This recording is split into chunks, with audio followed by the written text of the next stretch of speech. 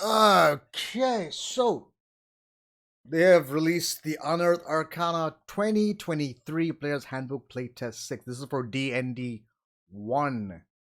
So, what they've added to this one now are the Bard, the Cleric, the Druid, the Monk, the Paladin, the Ranger, and the Rogue. So they initially released Druid and Paladin first, with the potential updates that they have for the class for D&D 1. But now they did the second round, which had all the casters, the barbarian, the ranger, I believe. No, barbarian, the monk, no, whatever it was, fighter, all that stuff. So this one they're doing the bard, cleric, druid, monk, paladin, ranger, and rogue. So I want to go through what they have done for stuff. So here we go. The bard still remains a charisma class. Uh, da, da, da, da. Oh, they're doing the creation bard. Well, in the end of it, evidence of the word of creation still resound and glimmer in everything that exists. The magic of the bard is an attempt to harness those words, which outside the language, do wonders. So, words of creation is a new feature, I guess. Let's see. Return to its root. What was it before?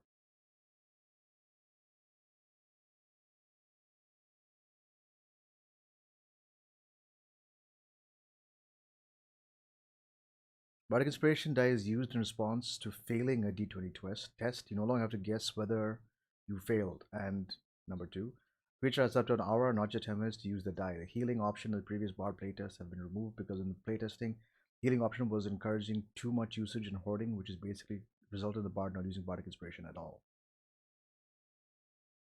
Not sure what this is. I think I missed something before, but yeah. Okay, expertise. Yep, jack of all trades. You get the subclass, font of inspiration. That's fine. Like the secrets, subclass feature, and words of creation. Well, that's a level 20 feature. Huh.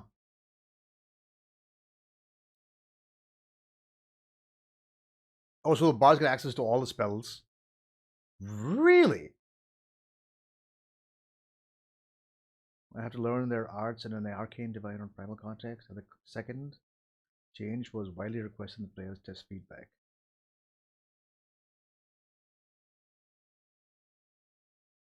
So how does that work for preparation then? Let's see what they've changed here. Okay, so more or less this is all pretty much the same. Bardic inspiration.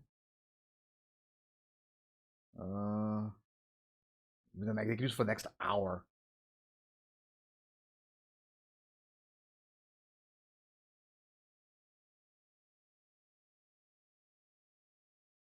That's fine. Spell casting. Okay. You prepare the list of first level and higher that are available to you to cast with the feature. To start, you choose 4 first level spells from your bard spell list. This also increases your bard levels shown as prepared spells in the bard column table.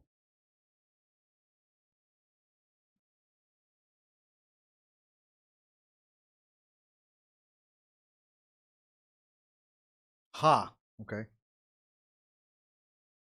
But they seem to be scaling with your spell slots. Right? Or am I just wrong altogether? So 4, 7, 10, 13, 16, 18, 19, 20, 21. Yeah, I guess. Yeah, whatever. Expertise, that's fine. Jack of all trades, that's all still the same. Bard subclass, you gain College of Dance. Interesting. So that's a new subclass. Okay. Part of Inspiration. Counter Charm. This thing needs to be fixed. This thing is fucking useless. Wait, let's see. The power to restore the mind influence. If you have a creature within 30 feet of you, fails saving throw against that applies. Against an effect that applies the charmed or frightened condition, you can use your reaction to cause save to be re-rolled. Hey! Okay, finally Counter Charm. They fixed Counter Charm. For the longest time, it was the worst fucking ability on the planet. Like, it was completely, like, no one cared about Counter Charm. But now, that's kind of cool. I'm okay with this. Counter Charm is now good.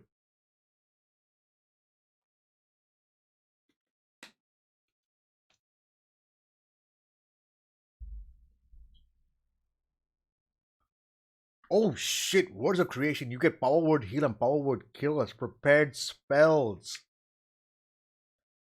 I mean, in the regular course of play, you're barely hitting over level 15.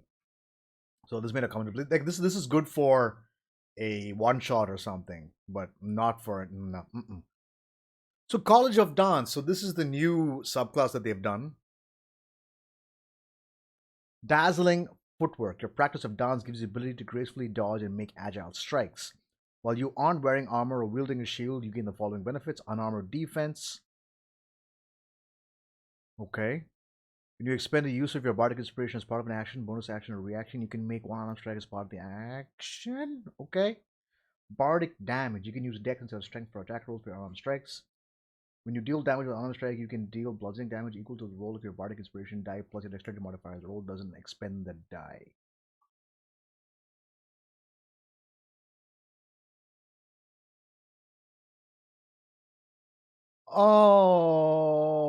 Okay. What does the bardic inspiration die start at? A d6. Okay, buddy. Right. Okay. Okay. Okay. Inspiring movement. When you win an enemy, you can see ends its turn within 5 feet of ally of yours who's within 60 feet of you. You can use a reaction to expend one use of bardic inspiration to move up to half your speed. Then roll your bardic inspiration die, and then the ally can move up to a number of feet equal to 5 times the number rolled. None of this feature. What? Leading evasion. When you are subjected to the effect that allows you to make a dexterity saving throw, you take only half damage. You instead take no damage if you succeed on the saving throw, and you take only half damage if you fail. If any creatures within 5 feet of you are making the same dexterity roll, you can share this benefit for them for that save. What?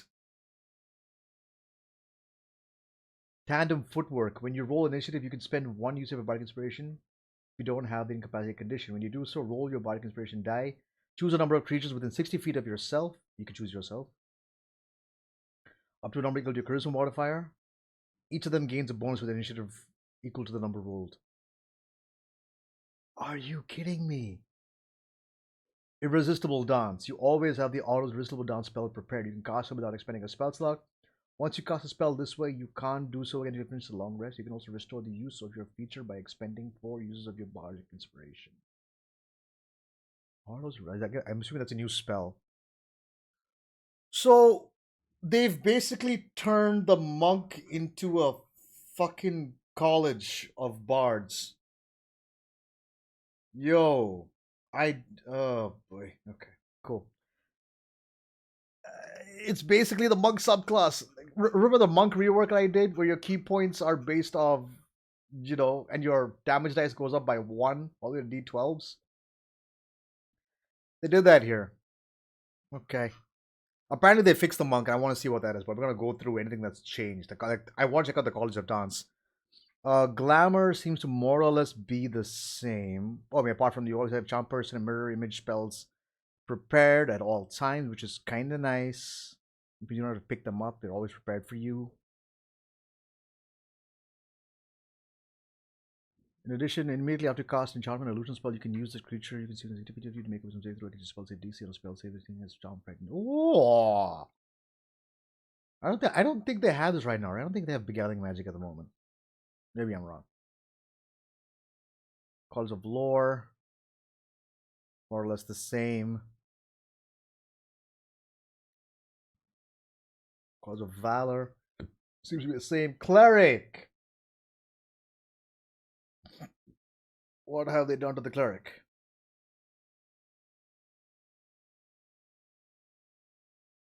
Oh my god. Levels now match level progression in 2023, except the subclasses now start at 3rd level. Oh my god. Which is it okay. So what people used to do was take like 1 or 2 levels in cleric, because clerics get all their subclass features at level 1. So multiclassing with the cleric is now just no good.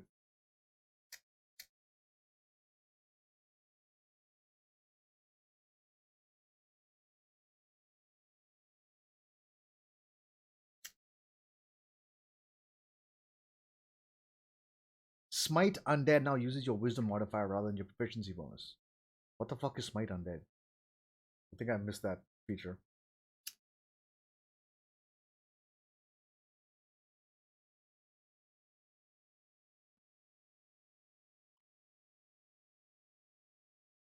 When you second level, this number used increases with your cleric level, doesn't based on your proficiency bonus. In addition, you regain 1 use whenever you finish a short rest. Healing and damage of Divine Spark is also changed, and Turn Undead now use the incapacitated and frightened conditions. Finally, multi-classing sidebar is a new rule for Channel Divinity.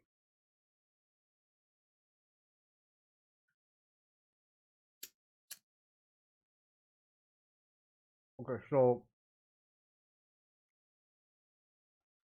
not crazy about that.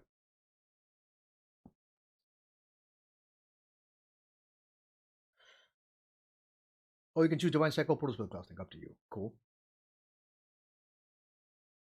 Oh, Commune is now just 9th level feature. Interesting.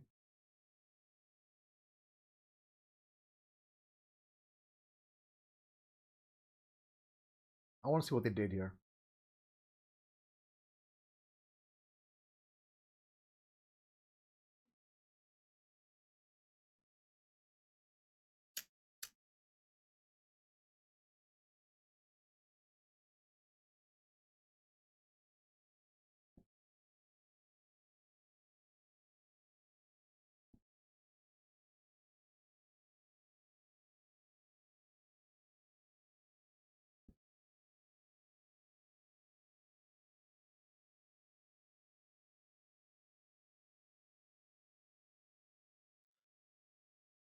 Oh, that's fine.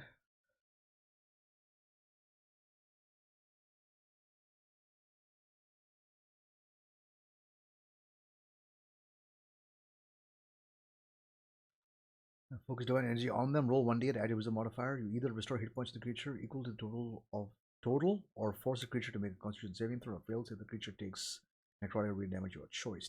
Interesting. So this is part of your channel divinity, and you also have Turn Undead. So you get Divine Spark, Turn Undead, and then your class specific, your subclass specific channel divinity as well. Interesting. So you have 3 uses of channel divinity. Okay. 3rd level subclass. Anything new here? Life, light, trickery, war. That's the same. Nothing new for the cleric. Okay.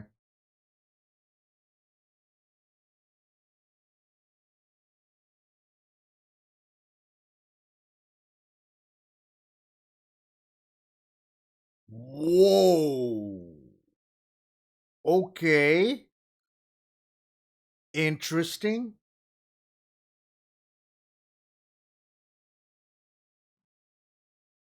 So if I have 5, if 5 is my wisdom, oh fuck, I don't have my dice with me here.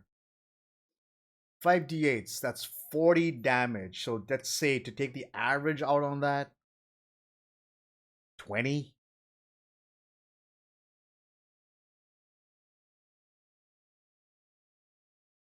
20, 22 points of damage, give or take.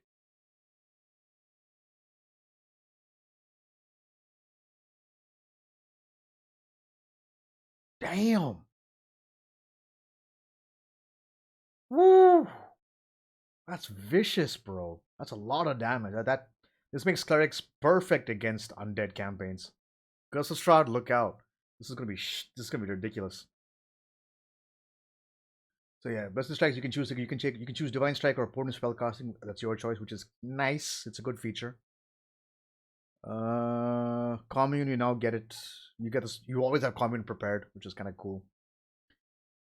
Divine Intervention. You can call in your deity to Pantheon to intervene on your behalf as a magic action. Choose any spell. Choose any divine spell 5th level or lower that doesn't require a reaction to cast. But the same action, you can cast a spell without spending a spell slot needing material components that you have.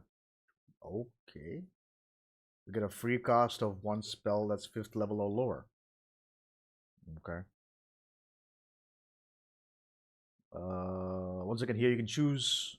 So if I've chosen Divine Strike here, I assume I can choose that here. Oh no, it's the same. I think they have to be the same, right? Maybe. Right. So if I choose Portal Spellcasting, I get the improved version of it. Okay, cool. Fair enough.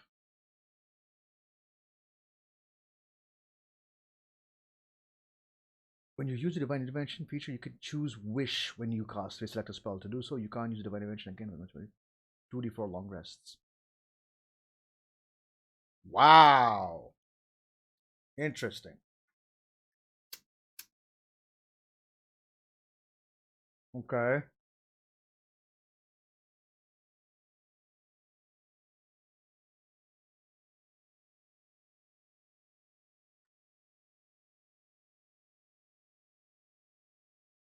So wait, do you not get spell casting out the gate as a cleric? You just get cantrips. But you don't get your subclass till third level. I don't know. I don't know how I feel about that.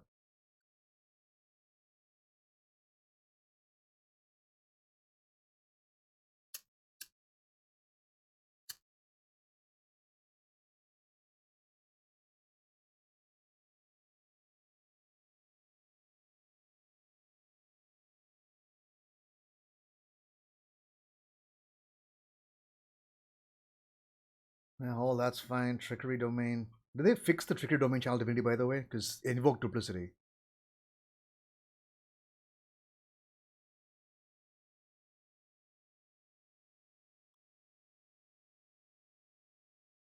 There we go. It's no longer concentration, which I thought was the dumbest fucking thing for invoke duplicity, especially because as a fucking trickery domain, as a cleric in general, you want to be concentrating on spells like either spirit guardians or bless or bane or one of those kinds of spells. The fact that invoke duplicity takes your concentration, I thought was super dumb. That's the only thing that makes the trickery domain shit. That their channel divinity is utter garbage.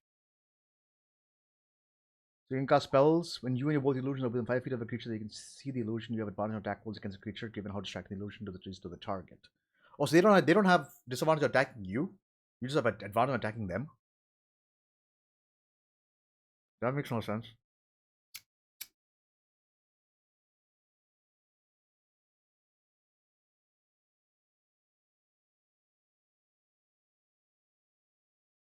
You know what would be better? Like a mirror image instead. Like instead of let's see, instead of disguise self, just give me mirror image.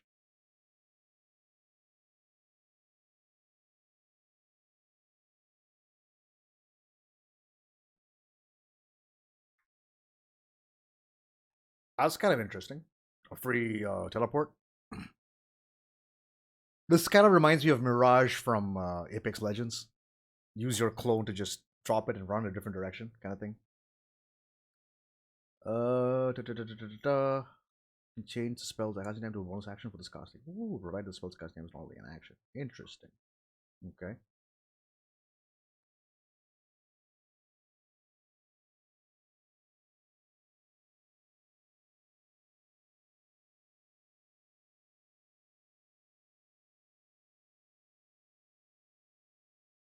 That's interesting.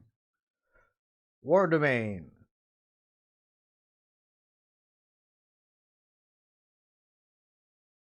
Destructive wave instead of flame strike. Okay.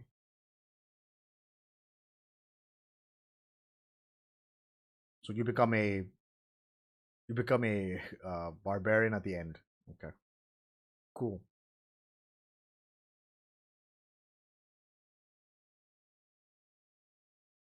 Druids. Let's see what the druids get now. Channel nature has been cut in favor of restoring wild shape at second level. Okay, cool. That's fine. Druidic now make sure you have speak with animals prepared. Interesting. That's pretty cool. Your new facility feature, which lets you improve your armor and weapon proficiencies or your spellcasting. What? Okay, we had to read more into that.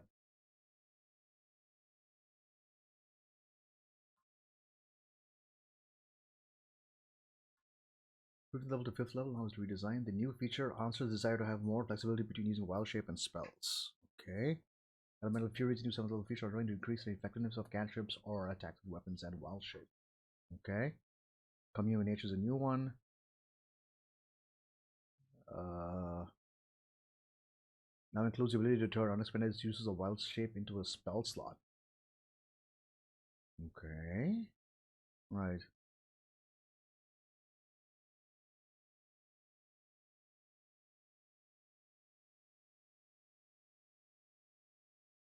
Primal Order, you dedicate yourself to one of the following sacred roles of your choice. You are either a magician or a warden. Magician, you know one extra cantrip from the primal spell list. Check your spellcasting feature. In addition, your mystical connection to nature gives you a bonus to your intelligence nature checks, and the bonus equals to your wisdom. Gives you wisdom modifier. Okay, wisdom plus 1. Okay.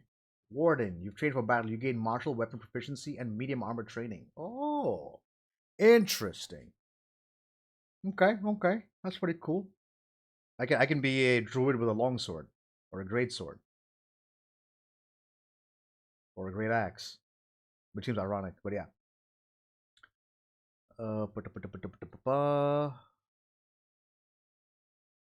Prepare lots of spells level 1 higher that are available for you to cast as you choose your few first spell level spells from the primal spell tree. Rather than choosing, you may start with Annual Friendship, Cure Wounds, Fairy Fire, and Thunder Wave.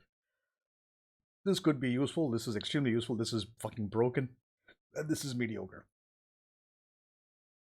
Oh, that's fine. Wild Companion. You can summon a nature spirit that assumes an animal form to aid you as a magic action. You can expend a spell slot or use of wild shape to cast Find Familiar spell without material components. When you cast a spell this way, the familiar is a Fey, and it no longer disappears when you finish a long rest. Oh shit! So you have a free familiar.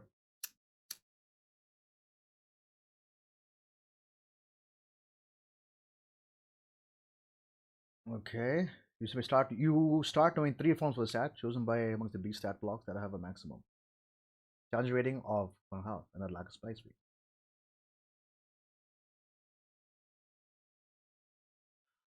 When you finish long rest, you can replace one of the known forms with another eligible form. When you do something, you learn additional forms and the maximum challenge rating for your forms increases as shown by the beast shapes table. In addition, starting at the 8th level, you can adopt a yeah, that's the same.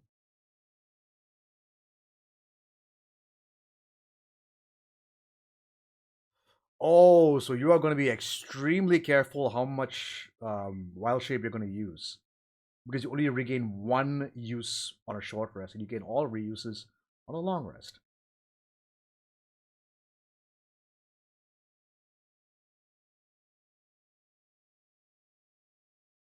Bring your hit points, your hit dice, intelligence, wisdom, charisma scores, languages, and feats.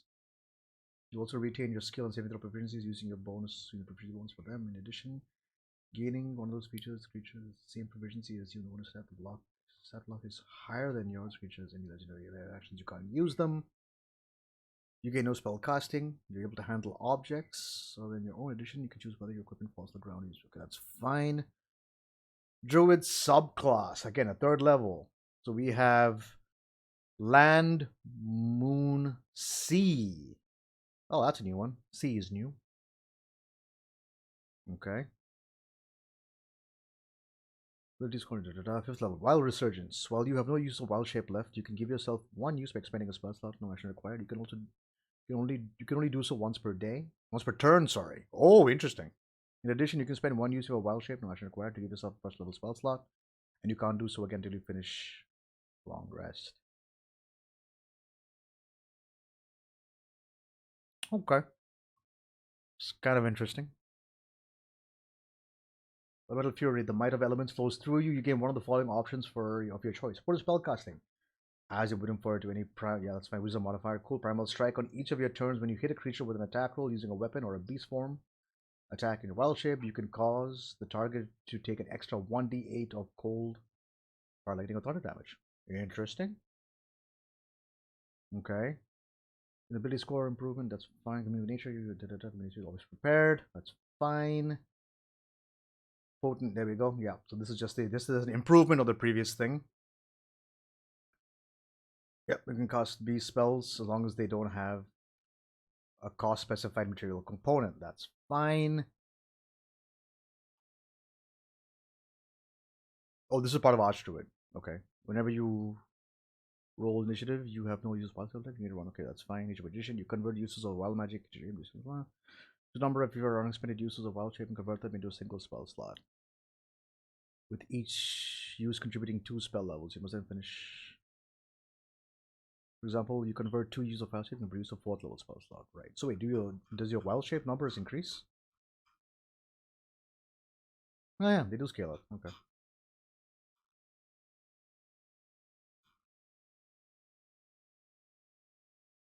Circle of the Land.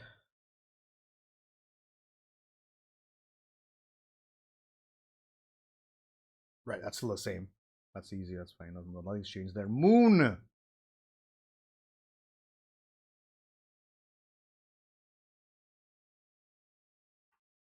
Oh, what?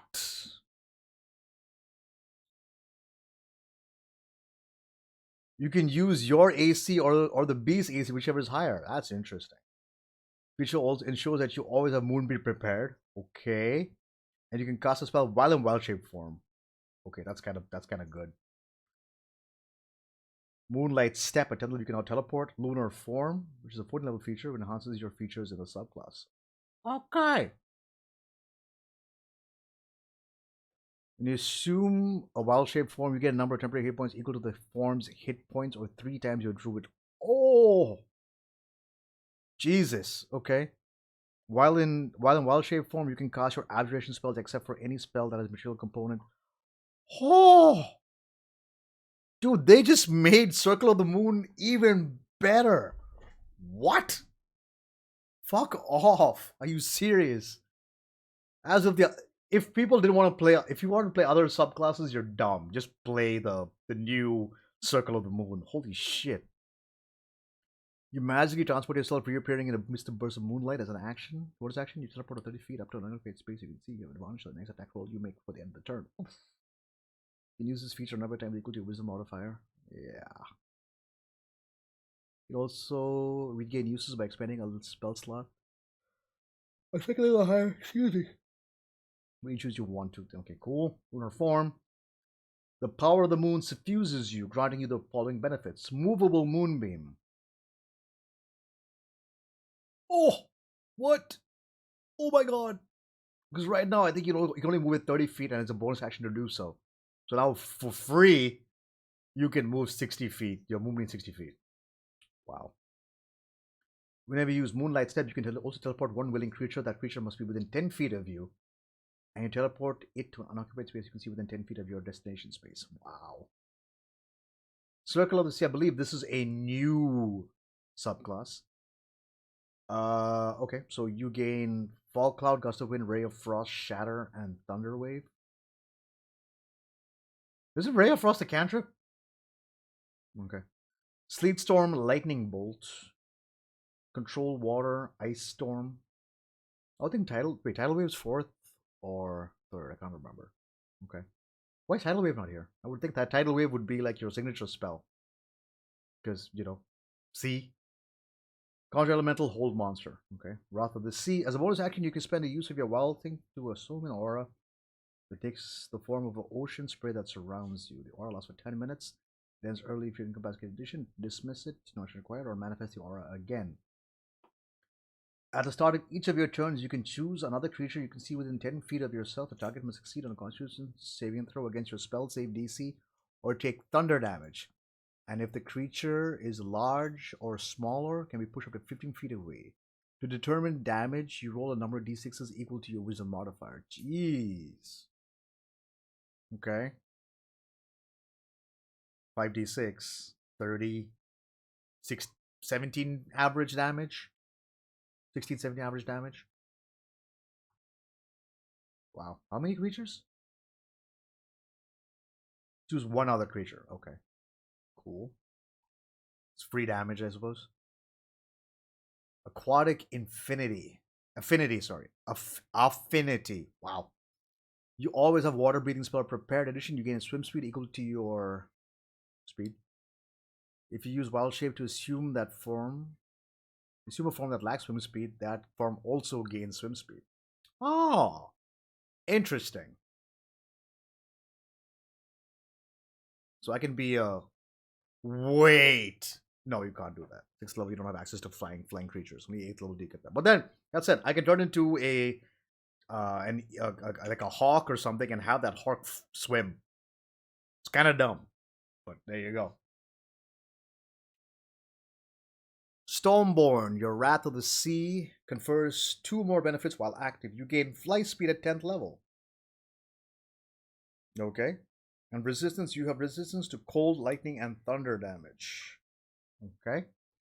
Oceanic Gift. Level 14. Whenever you use Wrath of the Sea, you can manifest the aura around one willing creature within 60 feet of you rather than manifesting it around yourself. The creature gains all the benefits of the aura and uses your spell save DC and wisdom modifier for it.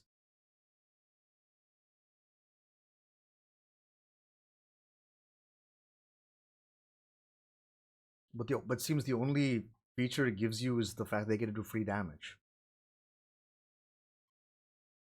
In addition, you can manifest the aura around both the other creature and yourself if you can spend 2 uses of wild spell slot instead of one while when manifesting the aura. I mean, okay. See, this doesn't scale up, which is the problem. Like, average of 17 damage for free is not great, I feel. Wait, do you have to use the end of each of your turns? You can choose one creature. Oh, yeah, it's for free. You get to do average of 17 damage for free.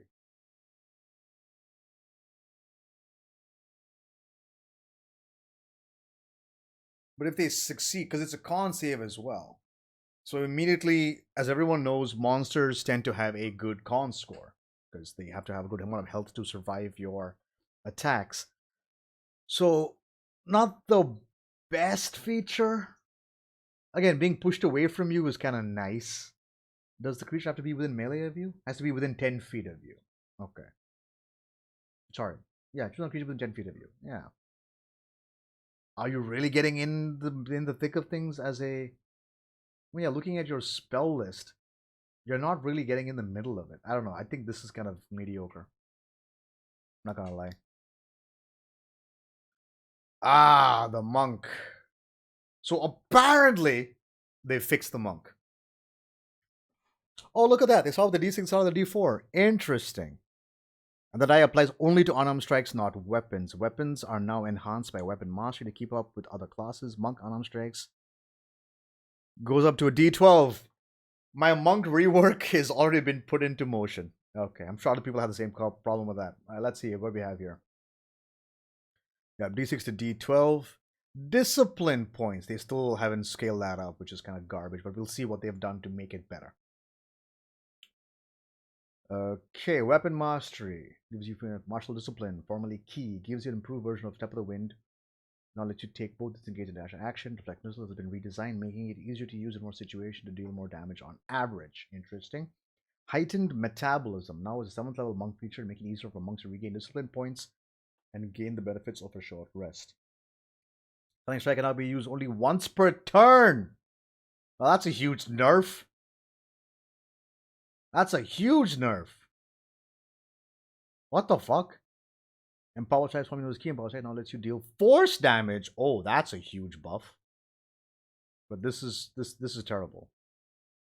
They better have changed the spell save DC, like the key save DC then. Because if it's Constitution, then fuck that. Maybe if it's Wisdom, then I'm fine with that. Acrobatic move is now the new name of unarmored movement improvement. Fine. Replaces stillness of mind, purity of body, and timeless body, and allows you to remove a condition such as remove the condition as a bonus action, not an action. Interesting. Deflect energy is now a 13 level feature, allows you to deflect missiles, but you use deflect any type of range attack, including spell attacks. Oh, yes. It replaces the tongue of sun and moon. Thank God. That was so fucking dumb. Discipline Survivor was formerly called Diamond Soul. Superior Defense, formerly Empty Body, has been redesigned to not rely on any spells. Okay. Perfect Discipline, formerly Perfect Self, has been moved from a 20th level to 15th level feature, and then Defy Death is now your new capstone feature. Okay. So, this should be Wisdom, not Strength. Fuck that shit. Fuck you and fuck your mama. All that's fine.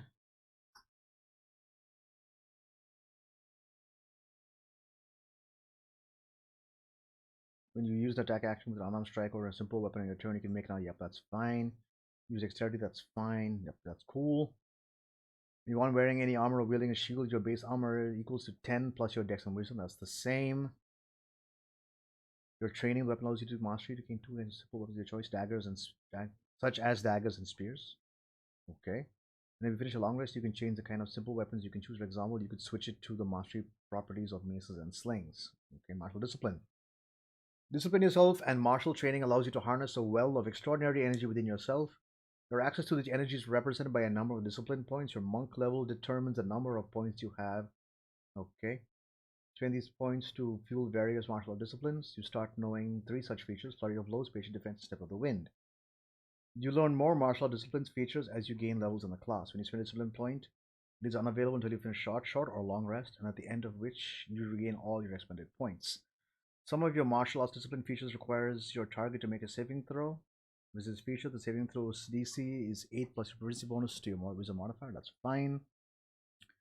Immediately after you take, so flurry of blows, immediately take the attack action on your turn. You can spend one discipline point to make two unarmed strike as a bonus action. Fine. You can spend one discipline point to take the dodge action as a bonus action. You can spend one discipline point to take both the disengage and dash actions as a bonus action. Okay. And your jump distance double for the turn. Okay. Unarmored movement.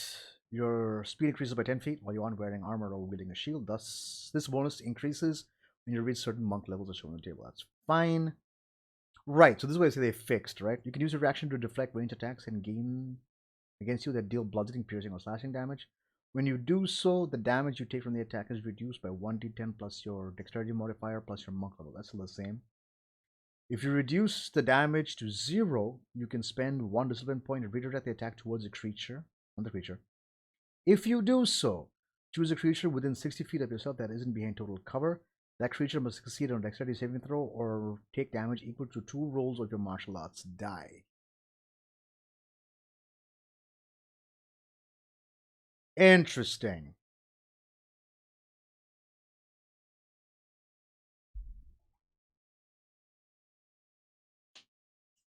Actually, that kind of scales up. At level 20 or like level 17, I think it is.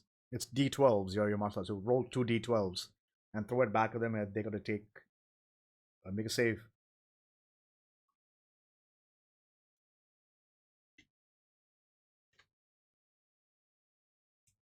That could be interesting.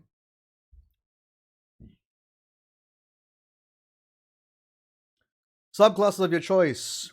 Warrior of Mercy. Is that new? I guess it is. Oh, sorry. Way of Mercy has been turned into Warrior of Mercy. Okay. Well, you are no longer the way, you are the warrior. Interesting. Okay, Mercy, Warrior Shadow, Warrior 4 Elements. I want to see what they've done with this. Okay, so I want to check out Mercy and I want to check out 4 Elements. I want to see if they fixed 4 Elements because it's the worst monk in the game right now. Your ASI, slow fall, extra attack, stunning strike. It's the con saving throw. Huge nerf. This is a fat nerf for the monk. They can only stun once per turn. Wow, that sucks. This is kind of neat though. Your attacks now do force damage instead of magical damage. They just force power. Wow, that's kind of cool, actually. Because force is the least resisted type of damage in the game. So suddenly, this suddenly becomes good. Force damage is sick. Evasion. That's fine. Height and metabolism. Spend 1 week resting. You can give us the benefits of a short rest. Ooh! Cool. Kind of nice.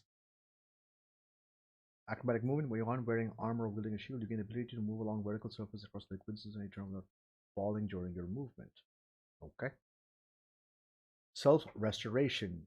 Through sheer force of will, you can use a bonus action to remove one of the following conditions from yourself. It's a bonus action. In addition, foregoing food and drink doesn't give you levels of exhaustion. Awesome. That's fine. ASI. Deflect energy.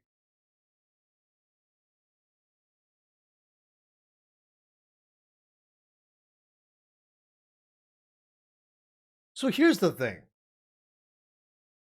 Let's say I'm getting hit by a first level magic missile. Can I deflect magic missile? Because it's It's three projectiles coming at me. Can I deflect all of them or just one of them? And if it is magic missile, holy shit. Because magic missile is 1d4 plus 1 in terms of damage. If I deflect that, that's immediately to like, at 13 level. What's my what is my martial arts dice at that point? 13 level. I get a throwback 2d10. That's kind of cool, actually. I'm not gonna lie. It's kind of neat. Okay. Discipline Survivor level 14. Your physical and mental discipline grants you proficiency in all saving throws. Yep, that's fine. Additionally, whenever you make a saving throw and fail, you can spend one discipline point to reroll to get the second result. Interesting. Perfect discipline. When you roll initiative, you regain 4 discipline points if you have none remaining. Okay. This is terrible because fuck it. Superior defense. As a bonus action, you can spend 3 discipline points to perfectly bolster yourself against harm for 1 minute. What does that mean? Oh, you have resistance to all damage. 18th level. And then Defy Death. If you drop to 0 hit points, you can spend 4 discipline points to roll 4 martial arts dice and add the dice together. The number of hit points, your number of hit points changes to number rolled. Each time you use this feature, after the first discipline point costs 2. You finish the shot. So here's the thing. Does this work against Power Word Kill? Does this work against Disintegrate? Or any other spell like Shadow, like a Finger of Death? Does it work against any of those? Because it says Defy Death, but at the same time, I'm like, I don't know, right? Okay, Shadow Monk. Was redesigned, giving the monk dark vision. Interesting. A darkness that it should have always been like this. A darkness that costs fewer discipline points than before, and the darkness can be moved each turn during the duration of the spell. The monk can now can also see in their own darkness, which is great. Improved Shadow Step allows you to use Shadow Step in bright light. Okay, focus Shadow move to 17th level and redesigned to empower the monk while in dim or darkness. Okay, 3rd level. Here we go. I believe it was 2 to cast darkness. So now 1, which is nice. Dark Vision, you gain Dark Vision 60 feet. If you only have Dark Vision, increase it to 120. Nice. Mind Illusion Cantrip, using Wisdom as a spellcasting for it. That's fine. Shadow Step. When entirely within dim or darkness, you can use a bonus action teleport to 60 feet to unoccupied space you can see that's also in dim light and or darkness. Okay, but so how do you move this? Well, the purpose is you can move this area at the start of each of your turns for free, though. Okay, kind of good. Improve Shadow Step. You can draw on your connection to Shadow to empower your teleportation. You must start and end in dim light or darkness for that feature as part of that. Wait, what? Join a connection to Shadow and empower your teleportation. When you use your Shadow Step, you can spend 1 discipline point to remove the requirement. Oh, remove the requirement. Right, my bad. As part of bonus action, you can make an unarmed strike immediately after teleportation. Oh, neat. The Shadow Step is an action to do? It's a bonus action to do. Oh, as part of this bonus action, right. Oh, that's pretty cool, actually. Cloak of Shadows, a bonus action while entirely within dim light or darkness. You can spend 3 discipline points to shroud yourself in magical darkness for 1 minute until you have the incapacity condition or until you end your turn in bright light. While shrouded in darkness, you get the following benefits: invisibility, partially incorporeal. You can move through creatures and objects as if they were difficult terrain, but you take 1d10 force damage for if you end your turn as a creature or object. That's fine. Shadow Flurry. You can use your flurry of blows without spending any discipline points. Interesting. Okay. Warrior of Elements. Here we go. Okay, here we go. Disciple of Element is replaced with the new features gained in monk level. Elemental Attunement. This is a new feature that enhances the monk's honor track with elemental powers, replacing the elemental discipline. Options like Fangs or Fire Snake. This is now a new feature that allows the monk to create a blast of destructive energy in the area, displacing like the Phoenix. Fine. Stride of the Elements. The new feature that enhances the monk step of the wind. Elemental Epitome. It is the new feature that further enhances the monk. Okay, elemental attunement. So I was talking about how I wanted to rework the four elements monk. So let's see what they've done for this. You have tuned yourself within the forces of the multiverse. You know the elementalism cantrip. Oh, that's a new one. I need to read out what that is. In addition, at the start of your turn, you can spend one discipline point to imbue yourself with elemental energy. Excuse me. The energy lasts for 10 minutes or until you have the incapacitated condition. Sorry, give me a quick second.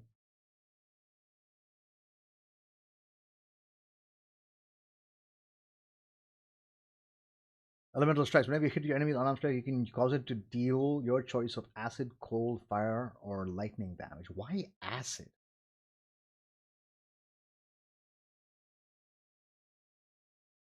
Okay. When you deal one of these types with your unarmed strike, you can also force a target to make a strength saving throw.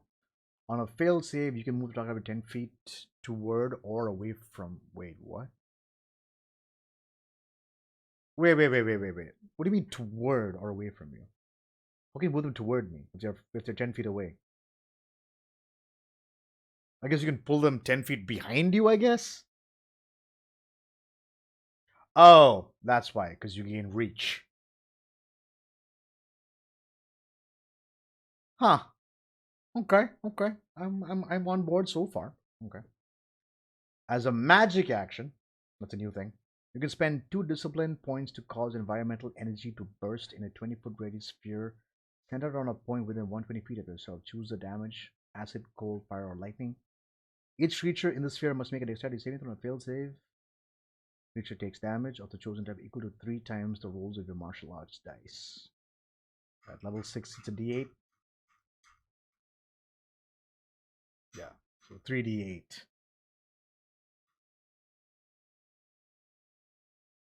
Okay.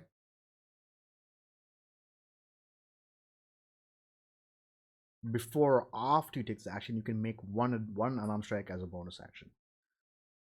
Kinda cool. That's interesting. Okay.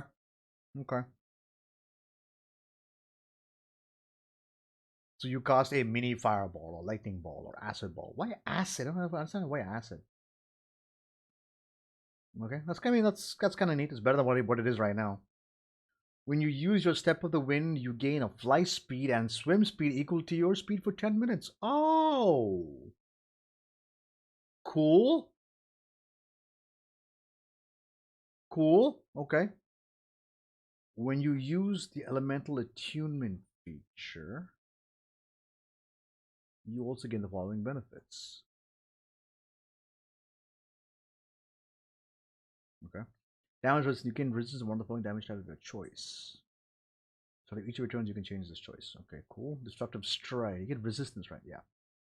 Destructive Stride. When you use your Step of the Wind, your speed increases by 20 feet until the end of the turn.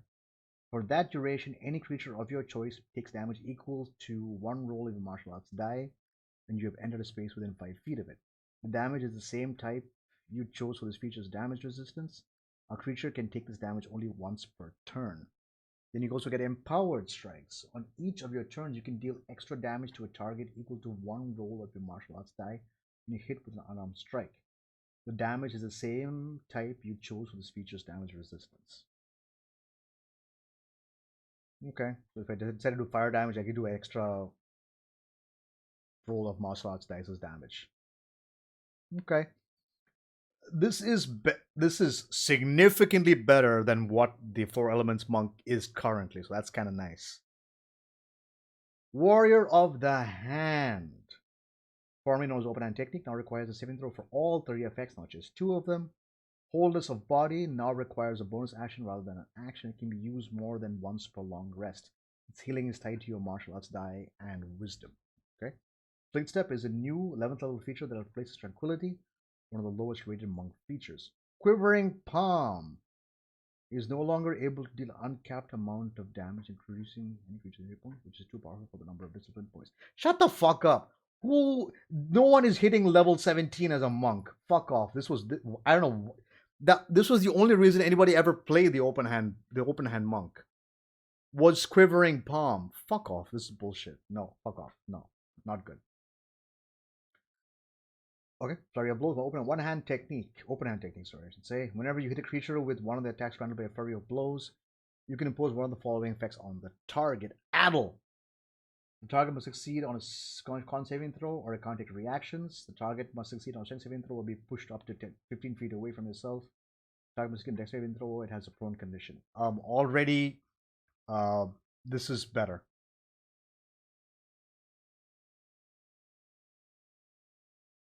Already, it's better. You just destroyed this. Okay.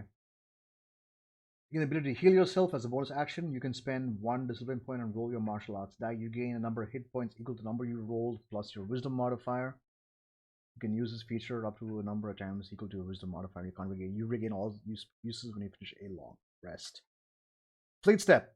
When you easily stride out of harm's way, you can use the step of the wind option for your martial arts discipline feature without spending any discipline points. Okay. Quivering Palm, you gain the ability to set up lethal vibrations in someone's body. When you hit a creature with an unarmed strike, you can spend 3 discipline points to start those imperceptible vibrations, which last for a number of days equal to your monk level. Vibrations are harmless unless you use your action to end them. To do so, the target must be in the same plane of existence. When you use this action, the target must make a Constitution saving throw, taking 10d12 of your, that's 120 points of damage max, so that's, you're averaging about what, 64 points of damage. Monk level of force damage on a failed save, or half as much on a successful one. No, fuck this. Nope. Fuck this. It's a con save. Fuck this. Nope. This is terrible. This was a really bad choice. Moving on to Paladin. Strength and Charisma. I didn't read the first UA, but let's see how it goes. Lay on Hands is now a bonus action. Okay. Okay.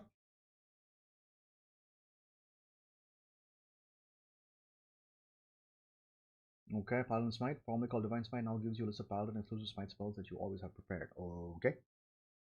There's a new rule, the multitasking sidebar. Paladin subclasses, now match level progression to ensuring the compatibility with each subclass is already in print. That's fine. Aura protection. You're at 6th level, and the aura is inactive with your turn. That's always been the case.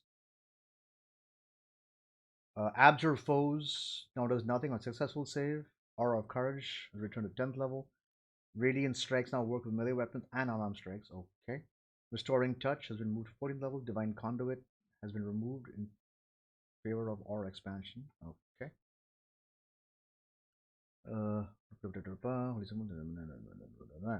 Okay. That's fine. Okay, here we go. Lay on Hands is still the same amount. You have a pool of healing that requires energy when you take a long rest. The pool can restore total number of hit points equal to 5 times your paladin level. Yeah, it's always starts at 5, right? Doesn't say here? Okay. Wait, hold on. Wait. Yeah, okay, yeah, it's 5 times your paladin level. So level 1, you have 5 and so on and so forth. Yeah, it's fine. You're full of 5.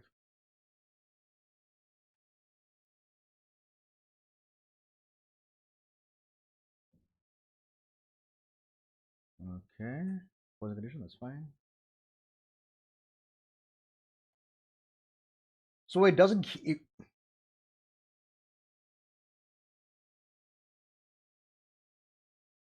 That's bullshit. The fact that it doesn't heal you if you use 5 points. That's ridiculous. I'd change that to it heals you and removes the condition of poison. Spell casting. So your smite spell. So you get these spells prepared at all these levels. So you get all the smites in the game prepared for you. Cool. Kind of cool that you can replace one spell on your list with another divine spell for which you have spell slots. Kind of nice. Your trading with weapons allows you to use the mastery. Yep, that's fine. Paladin smites.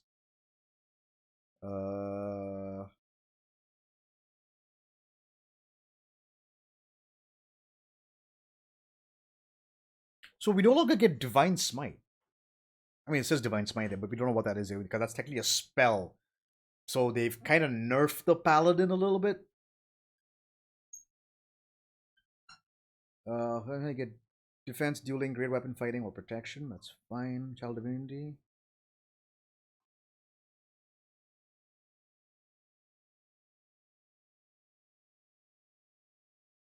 Oh, cool. Okay. Similar to how the clerics get one back on a short rest, when technically right now, clerics, if they take a short rest, they get both their child divinities back. While paladins have to take a long rest to gain even one to get them all back as well. Divine Sense is pretty much the same. Yeah. Your subclass, what do they have here? Oath of Devotion, Glory, Ancients, Vengeance. Nothing new.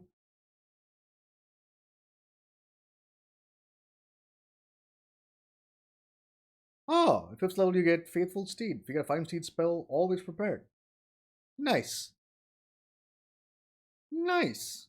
Okay. Radiate a protective aura, invisible aura that extends 10 feet from you in every direction, but doesn't extend through total cover. The aura is inactive while that's fine. Your allies are in the aura, gain this charisma mode. Yep, that's cool. Okay. You gain, yeah, that's fine. ASI. Abjure Foes. As a magic action, you can expend one use for Channel Divinity to overwhelm foes with Divine Awe. As you present your holy symbol or weapon, you can target a number of creatures equal to your charisma modifier. When 6 feet to yourself, each target must succeed on a wisdom saving throw or have the dazed and frightened conditions. I don't know what dazed is. I'm gonna have to look that up. Okay, that's kind of a cool thing. So basically like a flashbang, essentially. Aura of Courage. You and your allies are immune to the frightened condition while within your aura of protection. If a frightened ally enters the area, that condition has no effect on the ally where the ally is there. Interesting. Radiant Strikes. You are so suffused with divine might that your weapon strikes carry supernatural power with them. When you hit a target with an attack roll using a melee weapon or unarmed strike, the target takes an extra 1d8 radiant damage. It's basically improved divine smite. Restoring Touch. When you use Lay on Hands on a creature, you can also remove one of the more following.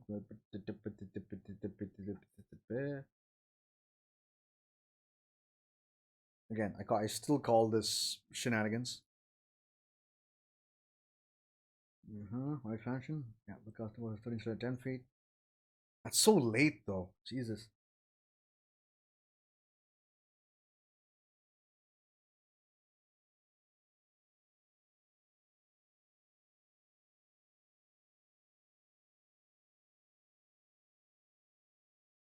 You will good, Shield of Faith. True, we can hope you know. Yep, all that's fine, I guess. Don't really care about it. Nothing new here, so to speak.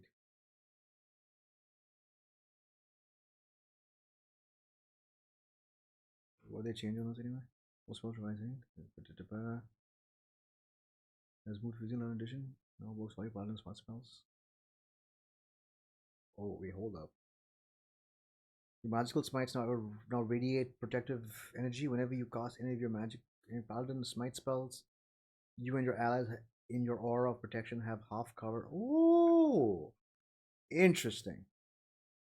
You do it against fiends and undead. That's fine. Glory no longer requires a bonus action and it now works with all spells provided by the Paladin Smite feature. Fearless Athlete now lasts for 1 hour then 10 minutes. Aura of Alacrity now enhances aura protection, which results in the feature's range being greater than before. Okay. Getting Bolt Heroism, enhance ability, magic weapon, haste, and protection from energy. Inspiring Smite. You immediately after you deal damage to a creature with any of your Paladin Smite spells, you can expend one use for Channel Divinity and distribute temporary hit points to creatures of your choice within 30 feet of yourself, which can include you. A total number of temporary hit points equal to 2d8 plus your Paladin level divided amongst chosen creatures however you like. Okay. Fearless Athlete. As a bonus action, you can spend one use of Channel Divinity to augment your athleticism. For 1 hour, your advantage on. Yep, that's fine. Aura of Alacrity. Your speed increases by 10 feet, and the speed of any ally who's outside turn within your aura of protection increases by 10 feet until the end of that turn. Oh, okay. Oath of the Ancients. Nature's wrath can now restrain multiple creatures of the Paladin's choice within 15 feet of them instead of one creature within 10 feet. That's so good. That just makes Ancients even better now. Turn the Faithless has been replaced by Abjure foes in the base class. Okay. Aura of Warding now enhances the Paladin's aura of protection and provides resistance to necrotic and radiant damage. Undying Sentinel now also heals you, Elder Champion, all bonus actions have an action, and it benefits all your spells, not just your Paladin spells. You also regain one use of it by expanding a 5th level spell slot. Your spells are Starting Strike, Deal with Animals, Misty Step, Moonbeam, Plant Growth, Protective Energy, Ice Storm, Stone Skin, Commune with Nature, Tree Strike. Pretty, apart from this could be work also. But this is a pretty good spell list. Nature's Wrath as an action because you can expend one use of your channel divinity to conjure grasping spectral binds around nearby creatures. Each creature of your choice that you can see within 15 feet of you must succeed on a strength saving throw or have the restrained condition for a minute. The restrained creature repeats the saving throw at the end of each of its turns and the effect on success. That's pretty good. That's actually pretty fucking good. Before it was one creature. The fuck? Aura of Warding. Ancient magic lies so heavily upon you that it forms an eldritch ward, blunting energy from beyond the material plane. Your allies have resistance to necrotic, psychic, radiant damage while in your aura of protection. Okay. Or Paladin of Ancients, good against Mind Flayers. Undying Sentinel, when you reduce your hero points until outright, you can choose to drop to one hit point instead.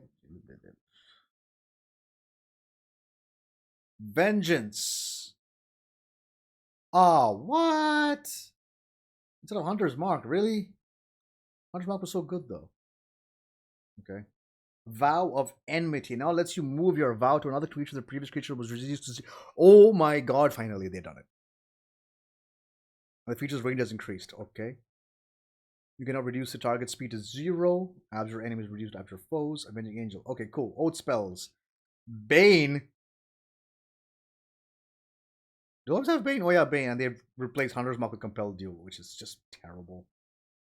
I mean, the idea is you want. Okay, so Vow of Enmity essentially is a fuck you in particular kind of spell. So I guess Compelled Duel kind of makes that target take you on one. But yeah, the fucking spell list is phenomenal still. Phenomenal spell list.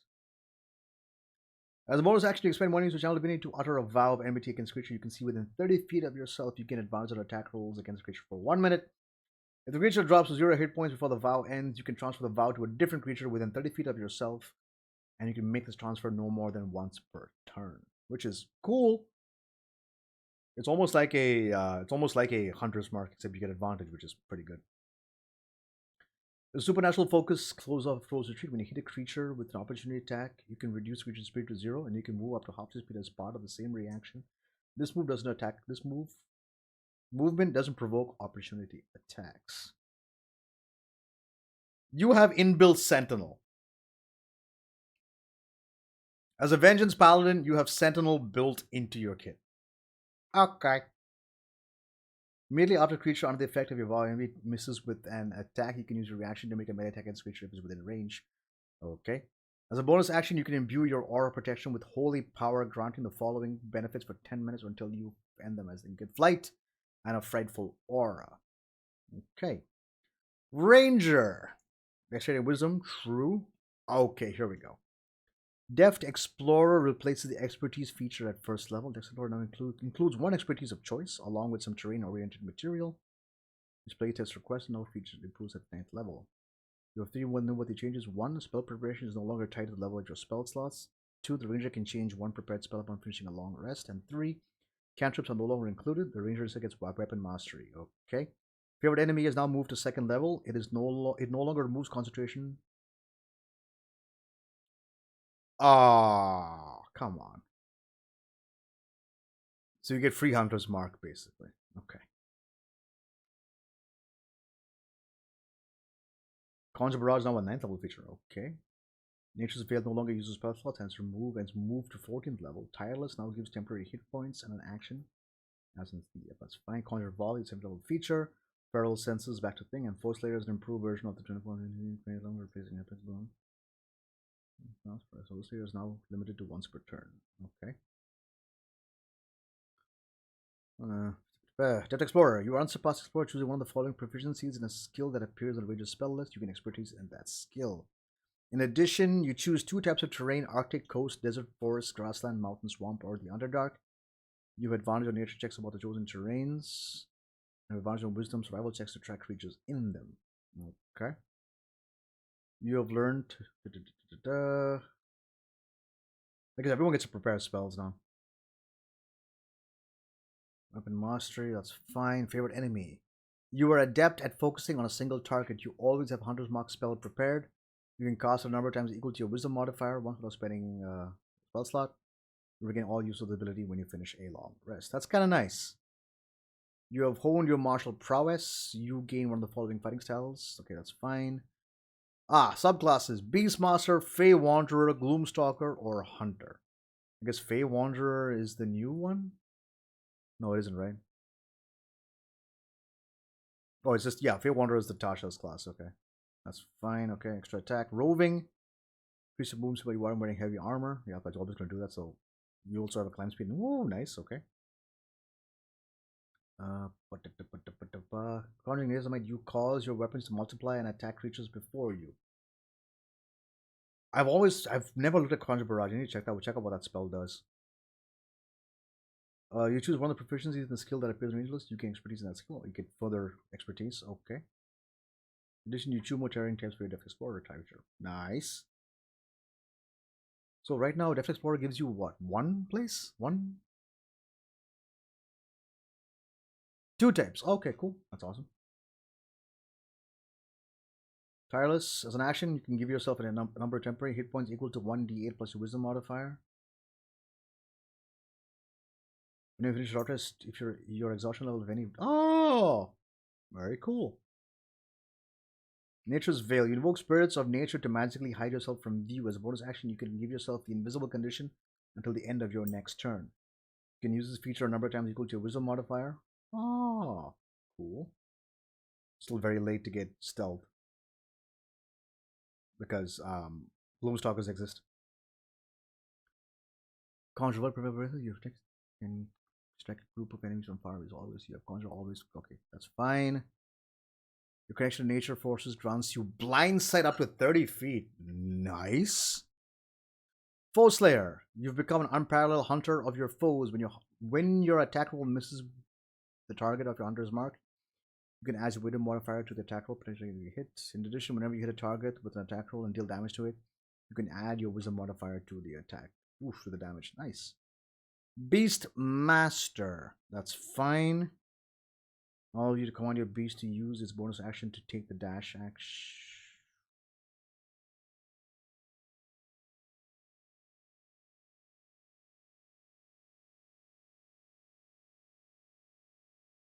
You command the beast act during your turn. It can move and use its reaction on its own, but the only action it takes is a double action. This take the bonus action in your turn to command it take a different action.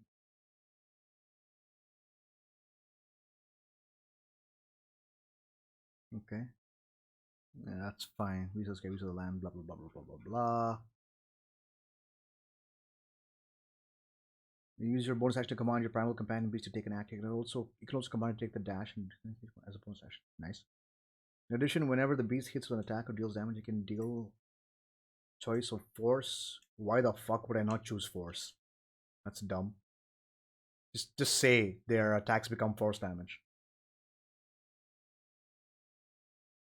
Oh, it gives it extra attack. Okay. Unless it already has like extra attack. Oh wait, none of them have extra attack, do they?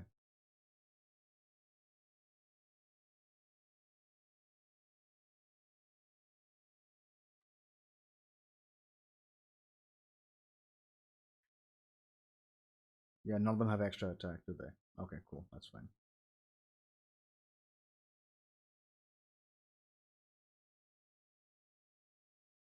Neat.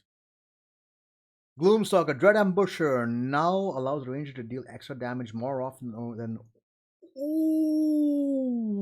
Okay. Okay then. Umbral Sight now increases your dark vision by 60 feet instead of 30 feet if you already have that sight. Okay, so you double your site. Stalker's Flurry. That's all been redesigned to enhance the frighten effect granted by Red Ambusher. Shadowy Dodge allows you to teleport immediately after the attack misses, and the feature even works against an attack that has advantage. Gloomstalker Magic. You gain Disguise Self, Rope Trick, Fear, Great Invisibility, Seeming. Sure. Dread Ambusher. Ambushes sleep at the start of the first turn of combat. At the start of the first turn of each combat, your speed increases by 10 until the end of that turn. Once per turn, when you hit a creature, attack a creature hit with a weapon, you can deal an extra 1d8 psychic damage to that target and force it to make a wisdom saving throw against your spell save DC. On a failed save, there's a frightened condition until the start of your next turn. You can use this benefit number of times equal to wisdom modifier, and you regain all expended uses when you finish a long rest. Your roll initiative you can add wisdom. What?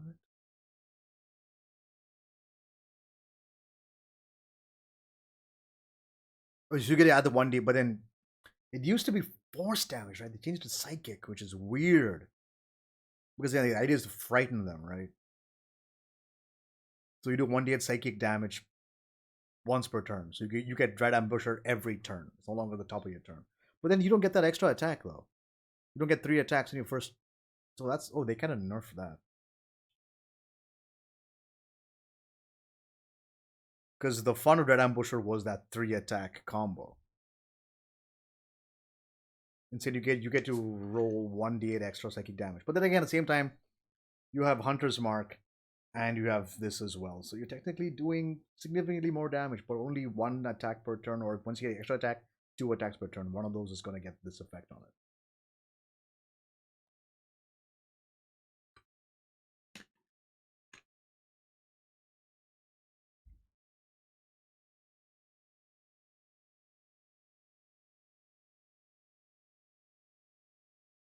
Yep, this is already fucking broken. You have honed your ability to resist mind altering powers of your prey. You can proficiency wisdom saving throws. Cool. Cool. That's kind of nice, actually. Stalker's Flurry. When you use a frightened effect on your Dread Ambusher feature, you can cause one of the following effects.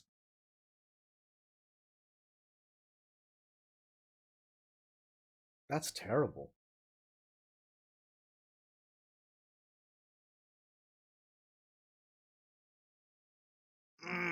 I wish this was a little better. I like the concept.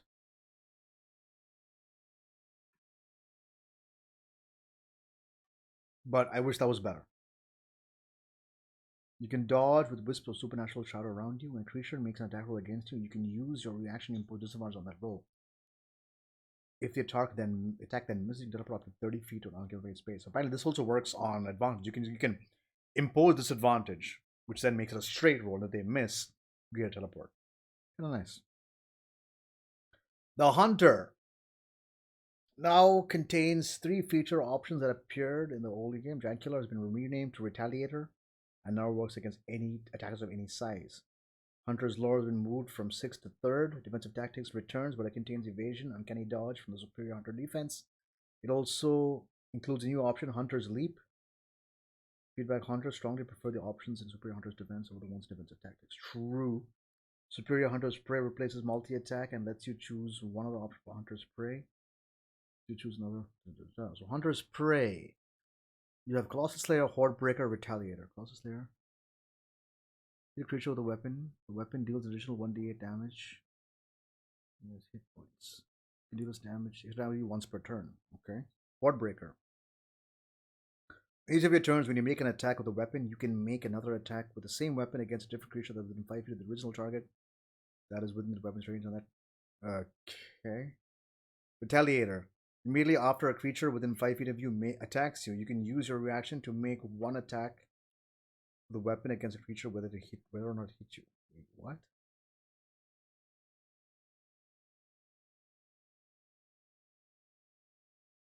So does that mean if I have a bow and the guy he's in 5 feet and hits me, I can shoot him at point blank range without disadvantage? Is that what that means? So yeah, Hunter's Lore. While the creature is marked by your hunter's mark, you know whether the creature has any damage or condition immunities, damage resistance, damage vulnerability, and if the creature has any, you know what they are. Oh, that's kind of nice. That's a cute feature. I like that. Defensive tactics. You get one of the following features of your choice. Excuse me. Jesus Christ. Evasion. Okay. That's fine. Hunter's Leap. The enemy you can see enters a space within 5 feet of you. You can use your reaction to move up to half your speed without provoking opportunity attacks. You're always picking Uncanny Dodge. Always. Yeah. Okay, cool. Rogue.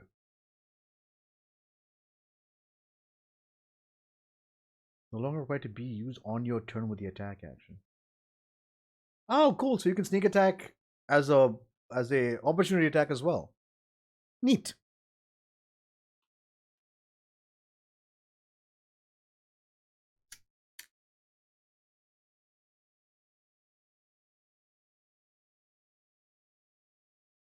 Ooh, cutting strikes. Interesting. Okay.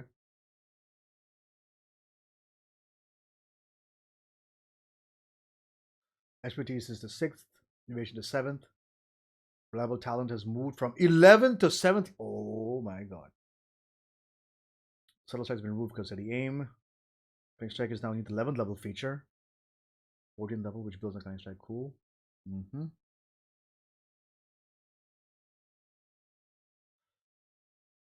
Okay. You can expertise, you can sneak attack. Advantage, ally adjacent to target.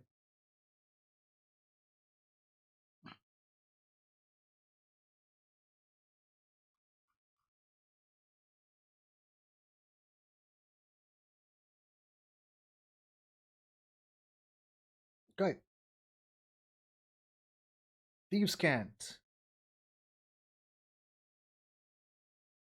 Well, the standard and rare languages. Interesting. Okay, weapon master, that's fine.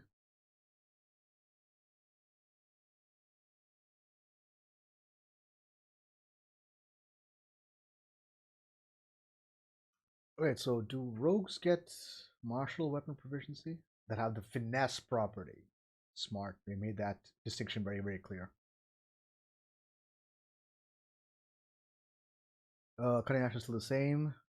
Here we go. Arcane Trickster, Assassin, Swashbuckler, or Thief. I hope they've made the Assassin better. We'll see. Right now, the Assassin is very, very difficult to play well. Like your main feature, Assassinate, is extremely hard to put into motion. Steady aim, that's fine. ASI, cunning strike. Okay, here we go.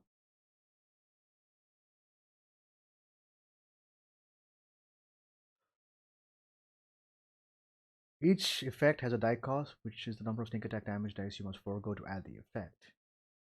You remove the die before rolling, and the effect occurs immediately after the attack is dealt. For example, if you had add the poison effect, you remove 1d6 from your sneak attack damage before rolling. Cunning strike requires saving throw DC. It's 8 plus proficiency bonus plus your dexterity modifier. That's fine. Disarm. It talks succeed on a dexterity saving throw, or it drops one item of your choice that it's holding. Cool. Poison. You add a toxin to your strike, force the target to make a con saving throw. On a failed save, the target has the poison condition for 1 minute.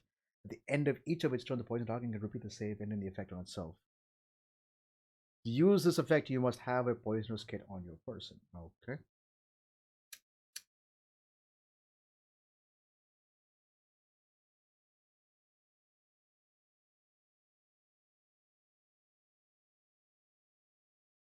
Withdraw can be ignored if you have mobile. So fuck that. Trip. Target is large or smaller, must succeed a dex saving throw or get knocked down and have the thrown position. Thrown condition. Nice, okay. Uncanny dodge still great. Expertise is still great. Evasion, great. Reliable talent.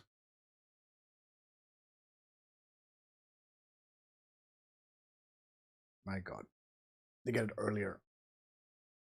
They gain evasion and reliable talent. Bruh.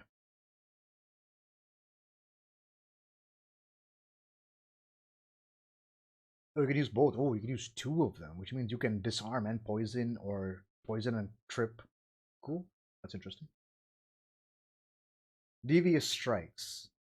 You have practiced ways to use sneak attack deviously. Now, the following effects are now among your cunning strike options: Daze, Knockout, Obscure.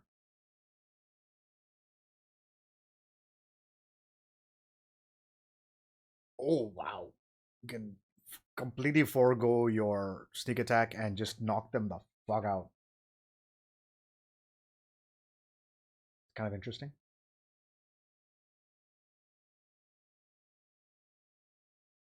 Blinded, interesting. Slippery Mind. That's fine. Elusive.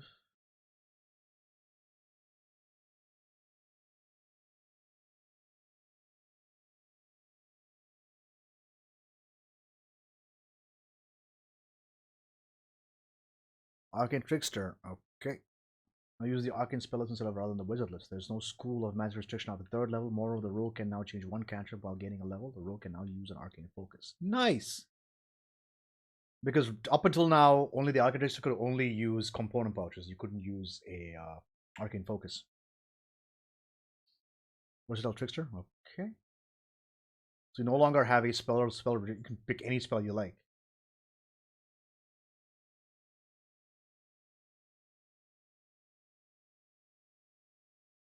That's kind of nice, actually. So you can get shield.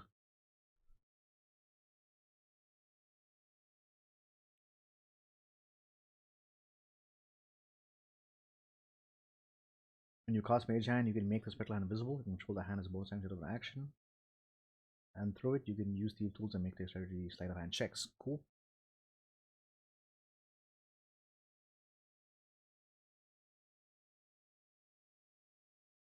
Nice. Magical ambush. I think that's still the same, right? You gain the ability to distract targets with your mage hand. When you use disarm or trip off your cutting stick, you can also target that option at a creature within 5 feet of special hand. Nice. Gives you more things to do with your mage hand, which is kind of cool.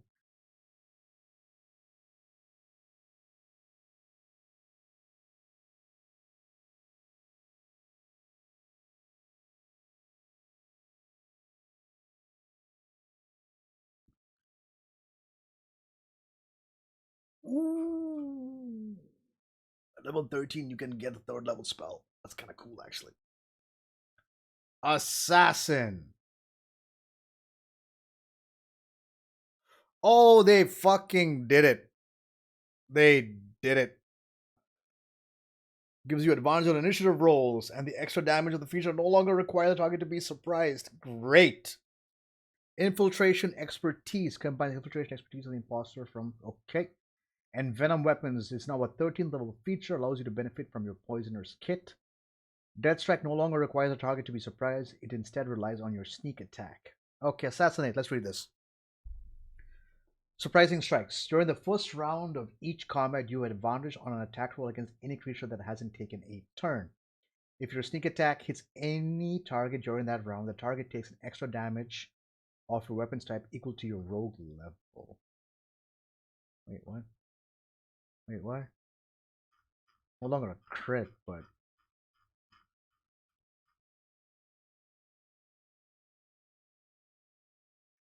so they take my weapon attack plus the sneak attack plus 1 if I'm first level.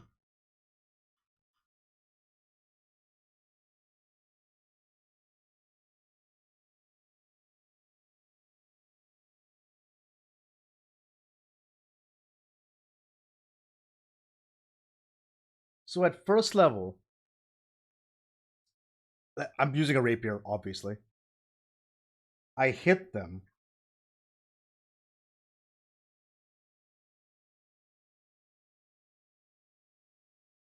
Wait. Okay, so first level, I hit them. I sneak attack for 1d6. And then on top of that, I do 1 damage. Why can't it just be 2 times your proficiency bonus? I don't like this. It's better than what it was before. Before it was just garbage, but this is better than what it was before, so yes. Infiltration expertise. You are an expert at posing as someone to aid your infiltrations. While in a disguise created by using your disguise kit, you have advantage on any charisma deception checks you make while pretending to be someone else. You can also unerringly mimic another person's speech, handwriting, or both if you have spent at least 1 hour studying each one. Cool. When you use the poison option of your cunning strike, the target also takes 2d6 poison damage whenever it fails its saving throw. Ooh, it ignores poison resistance. Oh, that's kind of cool. That's pretty fucking cool. Okay, Death Strike. When you hit with your sneak attack on the first round of combat, the target must succeed on a Constitution saving throw, or the attack damage doubled against the target. You get a free crit if they fail. Wow. But it is a con save though. But still, that's pretty good. You get a free crit. Swashbuckler was redesigned to apply its effects through Cunning Strike. Oh, interesting. Dashing Strikes replaces Elegant Maneuver at 13th level, gives you additional Cunning Strike options. Master Duelist has been redesigned to allow you to make. Okay. You have learned how to strike and slip away the reprisal when you're making a melee attack. Yep, that's fine. Rakish Audacity. When you roll initiative, you can give yourself a bonus equal to the roll of your charisma modifier. You also gain additional way of using your sneak attack. You don't need advantage on the stat roll to use your sneak attack against a creature. You're within 5 feet of, and no creature within 5 feet. Yep. That's pretty much the same. Panache. You have practiced new ways to use your sneak attack, for the following effects are now among your cunning strike options. Goad. Target must succeed on a wisdom saving throw until the end of its turn. The target has disadvantage on attack rolls against creatures other than you, and can't. Ooh, interesting. Aw, for 3d6. Each creature of your choice within 30 feet of you must succeed on a wisdom saving throw, or have the charm condition end of next turn. Oh, interesting. That's kind of fun. That's pretty fun. But wait, hold on. What is the save though? Is the save based off your charisma? Yeah. So what is the save based on?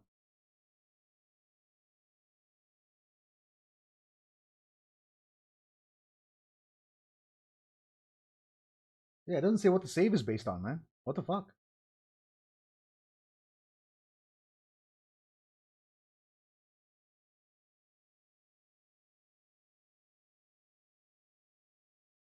Unless it is your unless it's using the other ruling, the base class, which basically is dexterity, right?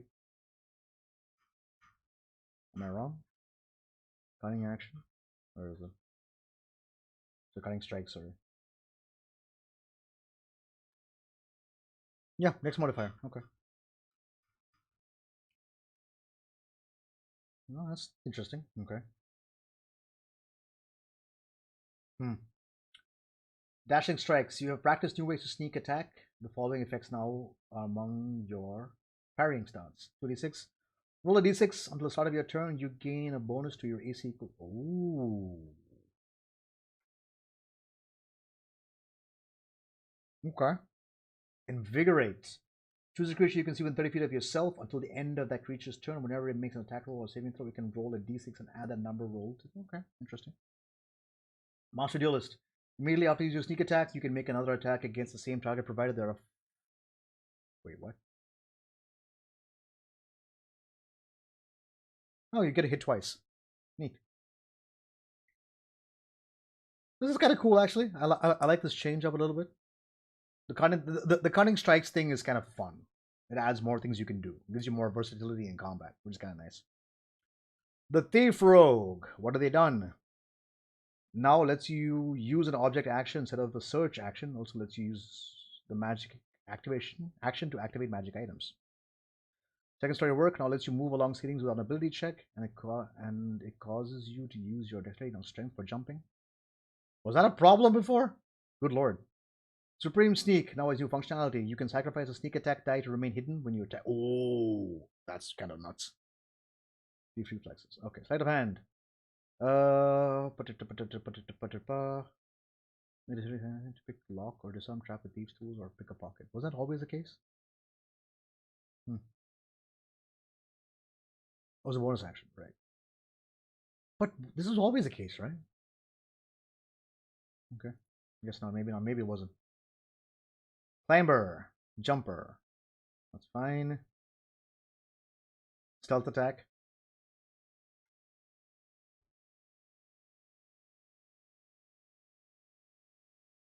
If you have the entirety reaction to the visible action, the attack doesn't end that condition on you if you end the turn between 3/4 cover or total cover. Interesting.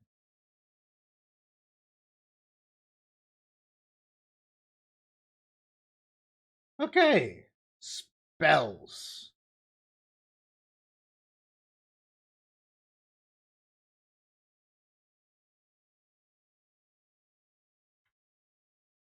Yeah, Elementalism, Frostbite, Mindsliver, Thunderclap, and Toll of the Dead. They weren't there before? Okay. Invisibility of the list. Hex has been removed from the list. It's now a Warlock exclusive spell. So only Warlocks get Hex. Shatters once again evocation. Okay, now evocation. Okay, cool. I would like to know. I would like spell descriptions, please. Wait, this is the Arcane spell list? That's the Arcane spell list. Okay.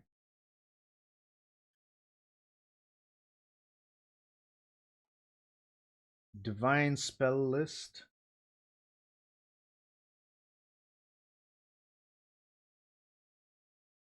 So anyone can get Searing or Wrathful, but the other smites are now exclusive to the Paladin alone.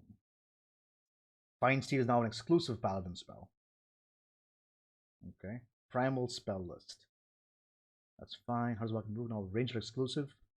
Conjure, Barrage, and Conjure Void have been now Ranger exclusive spells as well. Is there a spell description for this place? There we go.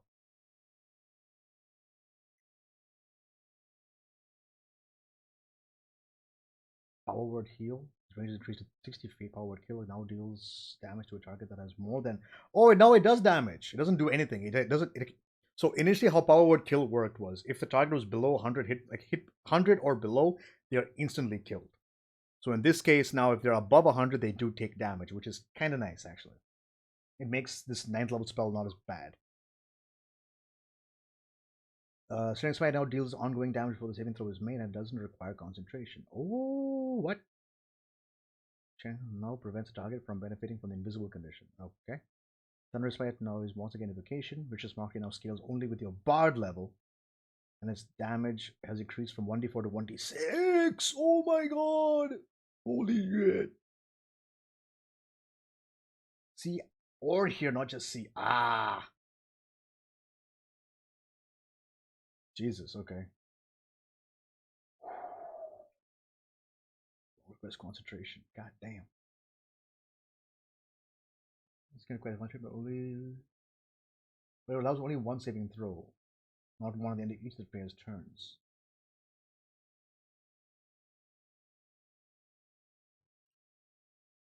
Okay, so it doesn't banish them. I need to see what the. Yeah, there we go. I need to know what the description is. Target bind automatically, but the target can end the effect with subsequent waves. Okay, cool. Okay. Now, range exclusive spell now works with any melee weapon. It deals 5d8 rather than 3d8 and has gained at a higher level section. Ooh. Works with any melee weapon as well. Oh my god. Divine Smite.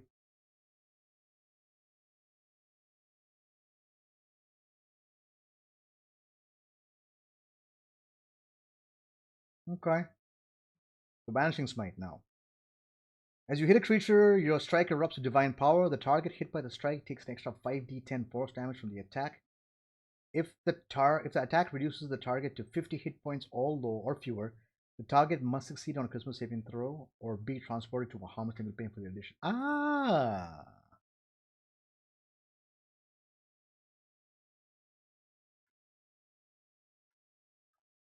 Interesting. Okay, so it does the damage, but they are only banished if they are 50 hit points or lower. That's kind of cool.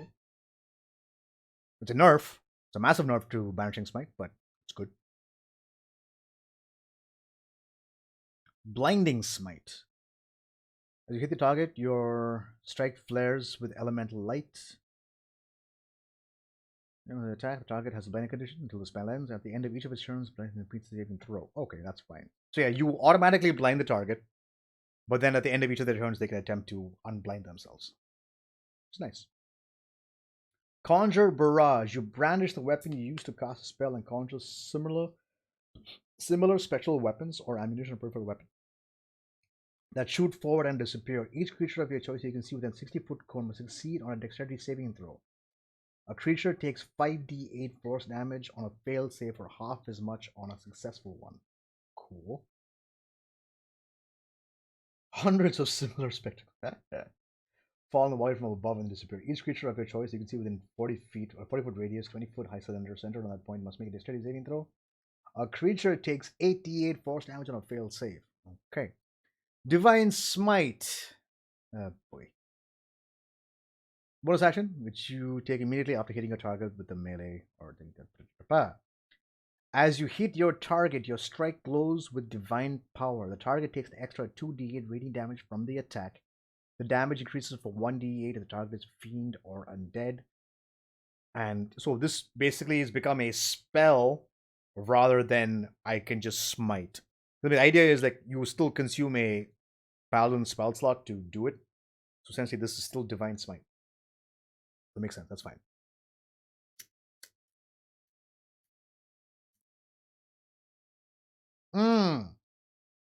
Elementalism. That's what I want to read about. You exert control over the elements, creating one of the following effects. Beckon air. You create a breeze strong enough to ripple cloth, stir dust, rustle leaves, and close open door and shutters all in a 5-foot cube.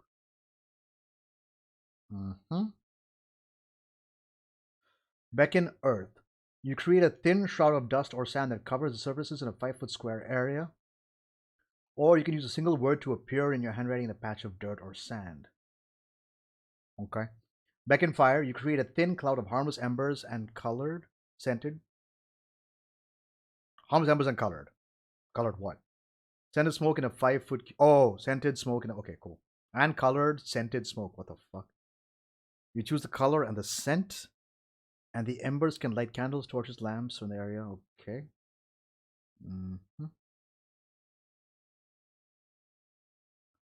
Like in water, you create a spray of cool mist that lightly dampens creatures and objects in a 5-foot cube. Alternatively, you can create up to 1 cup of clean water, either in an open container or a surface. The water evaporates after a minute.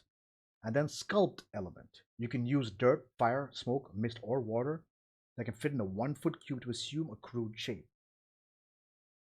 Ooh! Could be interesting. You got fine steed.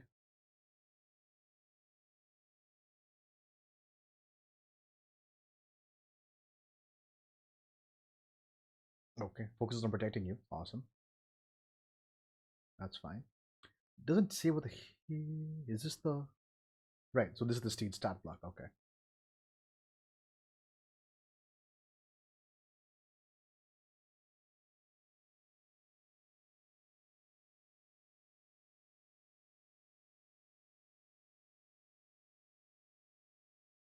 The fly speed requires it to be a fourth level spell or higher. Okay, that's pretty cool. Right now it's a what? It's a second level spell. Okay. Was it third level before? I don't remember. But yeah. You hit points from a spell, the first level, the higher the steed regains. Oh, neat. Okay. It has its own attack. Otherworldly Slam. 1d8 plus spells level of radiant. Damn. Wait, what? What? Wait. Hold on. Oh, so if let's say I conjured it with a 4th level spell, it does 1d8 plus 4? Yeah, 1d8 plus 4 of celestial. So if it's a celestial creature, it does radiant damage. If it's a psychic, if it's a fey, and necrotic, if it's a fiend. Oh, what? Okay. Phase step. After a long rest, the steed teleports along with his rider to an occupied space. Cool. Fell glare, fiend only. Fade sees eye gleam with Phoenix light as it targets one creature. It can perceive up to 60 feet away. The target must succeed on a wisdom saving throw against your spell save DC or the frightened condition. Okay. Healing touch. The steed touches another creature and restores a number of hit points equal to 2d8 plus spells level. I'm pretty sure everyone's going to be going for this. Like phase step, and healing touch are what people are going to have. Fell glare, if it only affects one creature, that's not enough. Not good enough. Concentrate up to an hour. Hunter's Mark.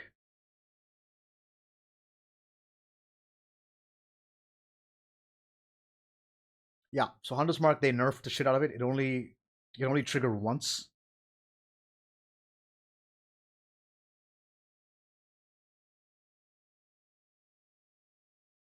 Oh, and the damage goes up to 2d6. Nice. The damage increases to 3d6. Okay, cool. So Hunter's Mark now scales. in power. Before, I don't think it did scale before. That's kind of nice. Power word heal used to be 30 feet, I believe. So now 60 feet. All hit points creature has thing. Cool. Power word kill. Wow, they succeed. If they succeed on the save, they take 12d12 points of damage. Cool.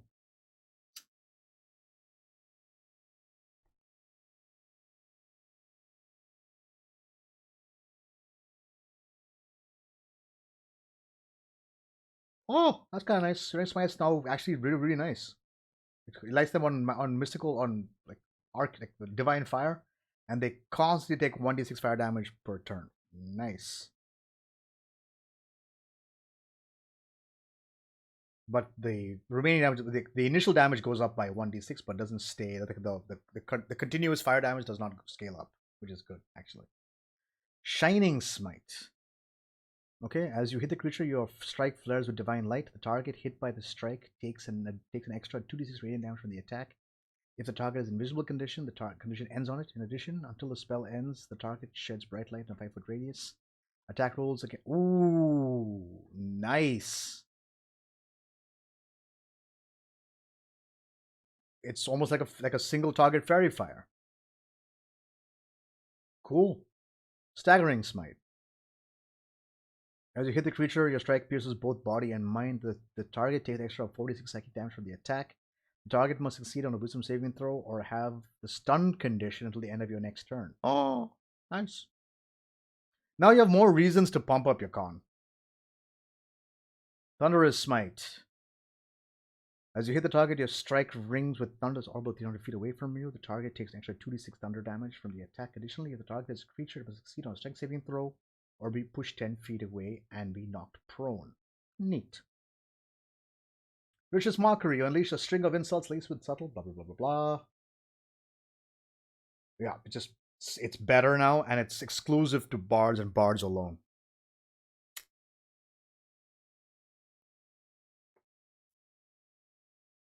That's pretty fucking cool. Wrathful Smite. Maybe the creature is entered. One is necrotic damage to the attack and must succeed on some saving throw or have the frightened condition. Okay, cool. That's fine. Alright, wait. Okay, cool.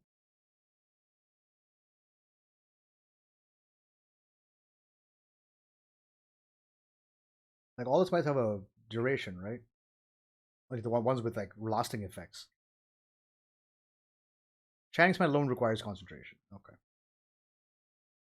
Alright, here are the feats, I guess. Fighting style was fine. Weapon skills.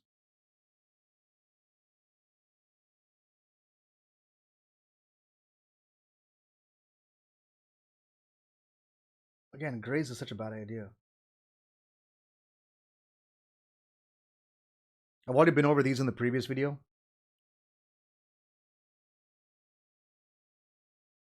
Days, here we go. You can move or take one action on your turn, not both.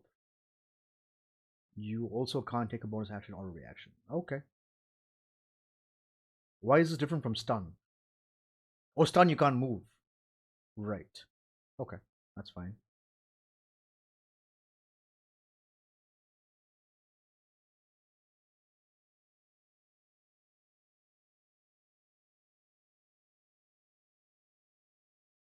It's called heroic advantage now.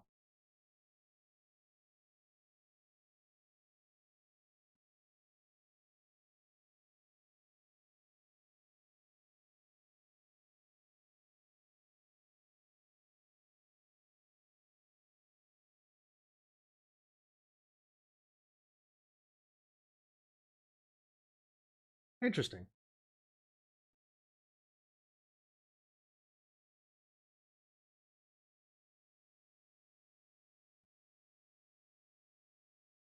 You take the study action. You can take an intelligence check to study your memory, study your memory, a book, a creature, a clue, an object, or anything. So it's no longer an investigation check; it's a study action check. Okay. True sight, unarmed strikes. Okay, so that is the new Unearthed Arcana. I don't know how I feel about it.